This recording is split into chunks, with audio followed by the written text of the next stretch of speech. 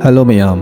channel asibu nungsibiduna subscribe tawbiriba subscriber singbo ahanba maktada ikokno khurumjari ngasidi mayam daina pathoksagadoriba rashifal asidi Pakhang Leishabi gi oiba nupa nupi gi oiba rashifal aduni January gi tang 10 dagina January gi tang 13 phawbagi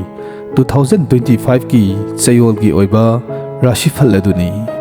ahanbagi rashi asina Mes Rashi Chayol asida nuksinabagi lambida nungaiba amasung romance lairagani nahak amasung nahaki nuksinariba misaka matam kaithokpiyu maduna nahaki nuksinabagi lambida thajanaba amadi nuksinaba hengkalakani single miyoi singna anauba mari ama sembagi oithokpa yai mathangi rashi asina Brisha Rashi Chayol asidi nuksinabagi marida normal oina lairagani ariba gyan tanadabana maram oiraga nuksinabagi lambida aroiba oikhiba yai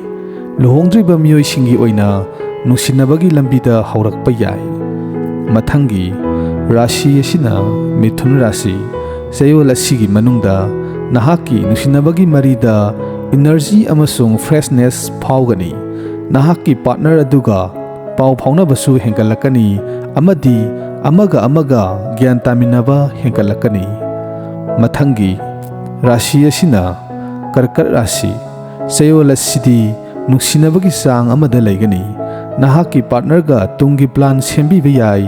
luhongdriba miyoi singidamak nusi phongdokpagi khudong saba ama lei mathangi rashi asina Singh Rashi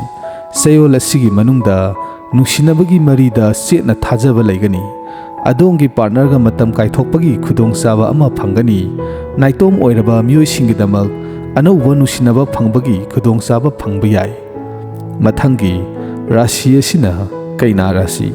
Chayol asidi asetpa thajabaga loinana harauba nungaiba phangani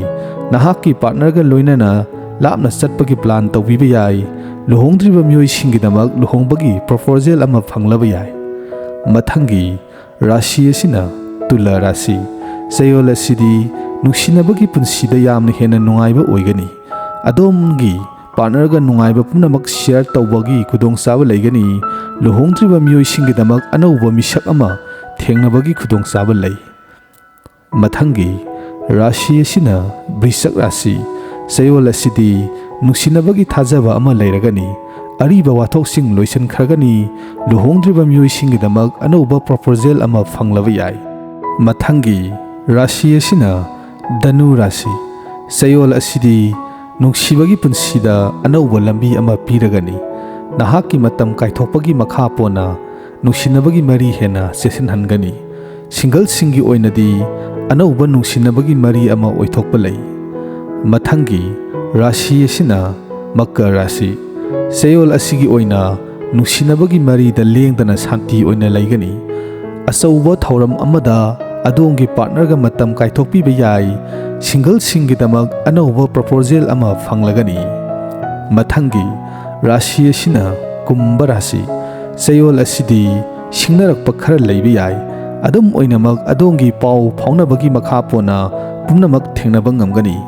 matam kaithokpana adongi nungsinabagi lambida mari chesanba hengani single singi oinadi anauba nungsinabagi mari ama semlakpa yai mathangi aroiba rashi asina Min Rashi Chayol asidi nungsinabagi marida energy amasung thauna piragani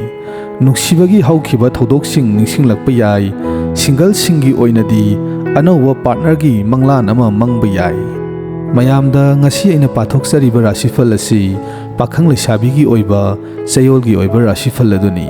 video asibu yengbiriba singi marakta Pakhang Leishabi haibadi yum panbidriba nupa nupi yaurabadi comment amamtang suksoi soidana ibiramba kaubiganu amadi channel asibu subscribe tawbiramba video asibu like tawbiramba kaubiganu